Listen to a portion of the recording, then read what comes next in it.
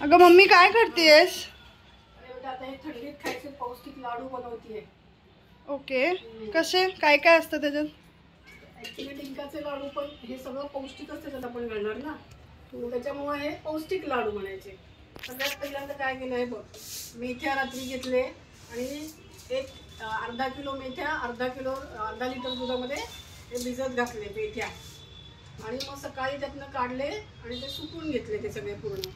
मग हे अक्रोड, pumpkin seeds, watermelon seeds, sunflower seeds, हे बदाम, काजू आणि पिस्ता हे सगळं मी आणि हे मखाणा हे सगळं एअर फ्रायरमध्ये मी रोस्ट करून घेतलं. ते कशासाठी रोस्ट करून घेतलं, कारण मला जास्त तूप नाही खायचं आहे, ऑइली नाही खायचं आहे, म्हणून मी हे सगळं एअर फ्रायरमध्ये रोस्ट करून घेतलं.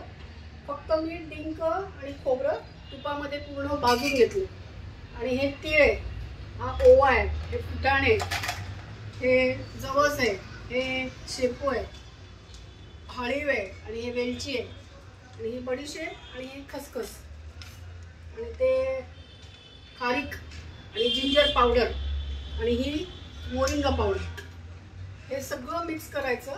आणि मग त्याच्यामध्ये तुमच्या आवडीनुसार गूळ घालायचा आणि थोडंसं चवीपुरतं मीठ पण टाकायचं त्याच्यात.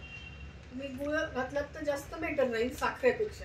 ओके. आणि ॲक्च्युली आपल्याला याच्यामध्ये काजू आणि खजूर पण घालायचे. खजूर राहिले ॲक्च्युली घ्यायचे, खजूर घालायचे मला.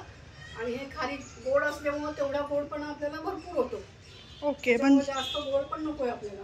आणि हे सगळे पौष्टिक आता थंडीच्या दिवसात खायला एकदम सुंदर.